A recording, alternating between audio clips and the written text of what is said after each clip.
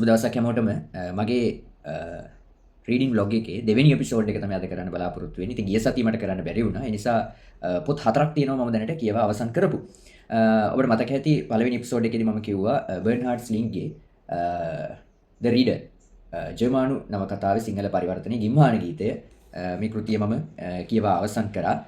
මේක pass publishing ප්‍රකාශනයක් විදිහට එන්නේ පරිවර්තන රංජිත් කුරුප්පු පිටු 168ක ලස්සන පරිවර්තන නවකතාවක්. මේක ඔබ The Reader චිත්‍රපටය නරඹලා ඇති. ඉතින් මේ නවකතාව මම කියවා අවසන් කරා පසුගිය සතියේ. ඊට පස්සේ මම නවකතාව පිළිබඳ තීරණීය කෘතියක් කියවුවා. මේ කෘතිය මහාචාර්ය චන්ද්‍රසිරි පල්ලියගුරු අනුරුද්ධිකා කුමාරි කුලරත්න දෙපළ විසින් තමයි රචනා කරලා තියෙන්නේ. මේ කෘතිය 2009 වර්ෂයේ තමයි රචනා කරලා තියෙන නවකතා විග්‍රහය.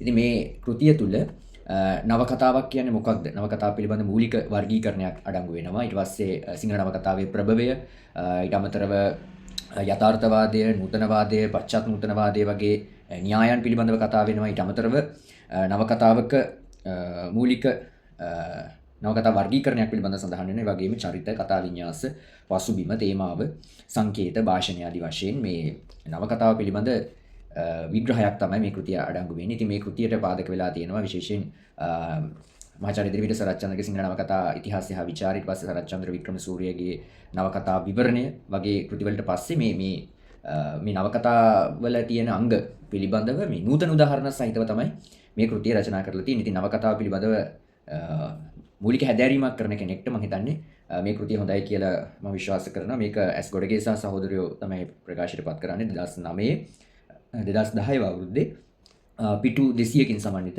කෘතියක්. ඒ කෘතියත් කියවා අවසන් කරා. ඊළඟට මම ඔබට එපිසෝඩ් 1 පළවෙනි එපිසෝඩ් එකේදී පෙන්නුවා මේ දිරිවිට සරච්චන්ද්‍රයන්ගේ කල්පනා ලෝකයේ කියවමින් ඉන්නවා කියලා. ඉතින් ඒ කෘතියත් මම කියවා අවසන් කරා. මේකත් ගොඩගේ ප්‍රකාශනයක් පිටු 189ක් තියෙනවා. ඒ කෘතියත් කියවා අවසන්. ඊළඟට දිරිවිට සරච්චන්ද්‍රයන්ගේම සාහිත්‍ය විද්‍යාව. ඉතින් සාහිත්‍ය විද්‍යාව කෘතිය ඔබ බොහෝ දෙනෙක් කියවා ඇති කෘතියක්. ඉතින් මේ කෘතියේ මේ අලුත්ම මුද්‍රණය තමයි මම කියුවේ 2022 ආපු.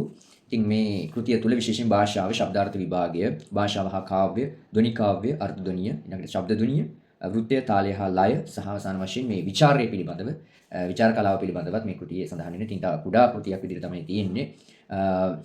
විශේෂයෙන් ක්‍රියේටිව් රයිටින් ගැන උනන්දු අයටත් විශේෂ කෘතියක් සහ විශේෂයෙන් ಭಾರತೀಯ විචාර මූලධර්ම, විචාර කලාවට කැමති අයට කියවන්න හොඳ කෘතියක් මේ කෘතිය. පිටු 108කින් සමන්විත ගොඩගේ ප්‍රකාශනයක් විදිහට තමයි මේ කෘතිය එන්නේ. ඉතින් ඔන්න ඔය කෘති හතර තමයි මම පසුගිය සතියේ කියවා නිමාවටපත් කළේ.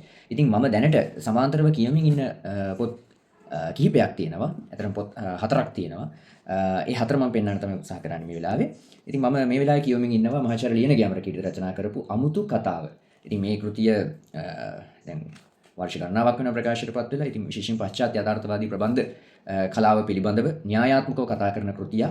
ඉතින් අර නවකතා විග්‍රහය කෘතියේදී අර නවකතාවක් පිළිබඳ මූලික දැනුමක් ලබා ගත්තට පස්සේ ඊට පස්සේ ගැඹුරින් න්‍යායාත්මකව මේ ප්‍රබන්ධ කලාව පිළිබඳව කියවන්න, හදාරන්න, අත්පොතක් වශයෙන් ළඟ තබා ගන්න සුදුසු කෘතියක් තමයි අමුතු කතාව කියලා කියන්නේ. ඉතින් මේ කෘතිය මම තවම කියවමින් ඉන්නේ. කලින් කියවලා තියෙනවා. මේ නැවත වතාවක් කියවන ගමන් ඉන්නේ.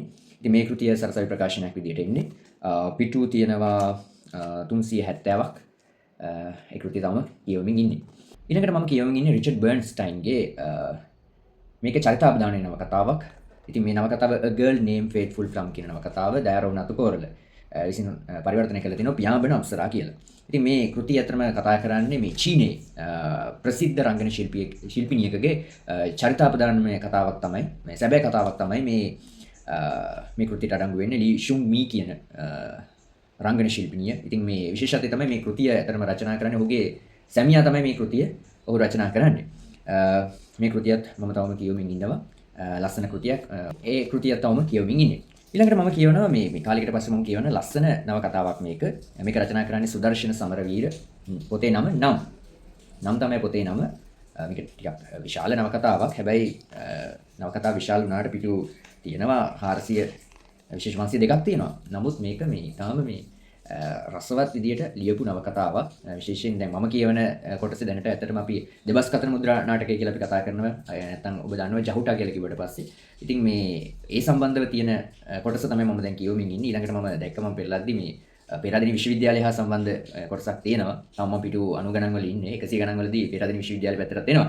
ඉතින් ඊටාම ආසාවෙන් මේ ඊටාම එක දිගට කියවන්න පුළුවන් රීඩබල් නවකතාවක් සුදර්ශන සමරගේ නම් කියන නවකතාව. මම හිතන්නේ මේ නවකතාව ගැන ලොකු මම දන්න විදිහට ලොකු කතා බහක් ඇති වෙලා නැහැ. නමුත් මේක හොඳ නවකතාවක් විදිහට හඳුන්වන්න පුළුවන්. නවකතාව සම්පූර්ණ කියවලා අපි කතා කරමු. දැනට මම තාම මුල් හරිය තමයි ඉන්නේ. ඊට අමතරව ඉතින් මම කල්පනා කරා මේ සරල ඉංග්‍රීසියෙන් පොඩි පොත් ටිකක් කියවන්න ඕනේ කියලා. නිසා මම දැන් සීරීස් එකක් කියවන්න පටන් ගෙන තියෙනවා. මේ ඉතාම ජනප්‍රිය සීරීස් එකක් මේක. ඔයාලා ඒ සීරීස් එකේ ෆිල්ම් පවා බලලා ඇති. මම ෆිල්ම් මේ අවුරුද්දේ මුල් කාලේ බැලුවා.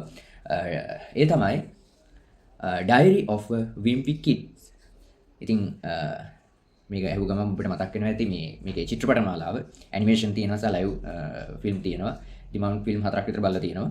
ඉතින් මම මේක කාටුන් නවල එකක් විදිහට තමයි ඉන්නේ. ඉතින් මම මේ නවකතාව මේ පොත කියවන්න පටන් ගත්තා. තාම මුල් හරියේ ඉන්නේ.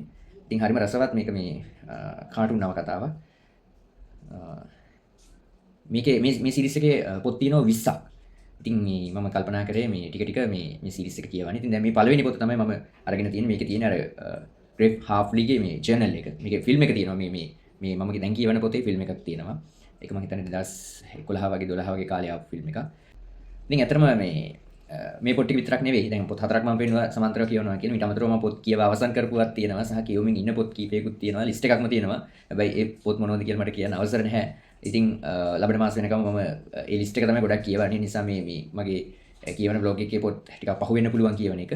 ඉතින් ඊළඟ එපිසෝඩ් එකේදී හමු වෙමු. ඔබට සුබ දවසක්.